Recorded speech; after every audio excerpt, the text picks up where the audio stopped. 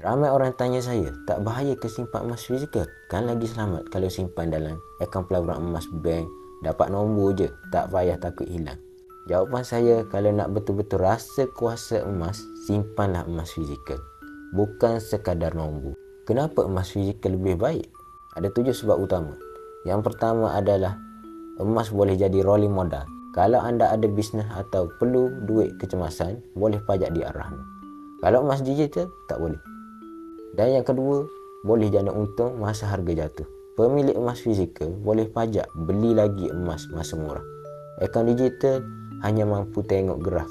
Yang ketiga, simpanan cepat bertambah. Bila dah pegang emas, aura dia lain. Rasa nak tambah lagi sampai simpanan jadi kukuh. Yang keempat, fleksibel. Emas fizikal boleh jual bila-bila masa, di mana-mana, hatta luar negara sekalipun. Dan yang kelima, tak boleh dibekukan. Akaun bank boleh freeze. Emas di tangan 100% bawah kawalan kita. Yang keenam, selamat dari bencana keuangan. Bank boleh jatuh, nilai duit boleh hilang, tapi emas tetap laku di mana-mana. Yang ketujuh, patuh syariah. Prinsipnya mudah. Beli emas mesti dapat emas. Itu yang sebenar.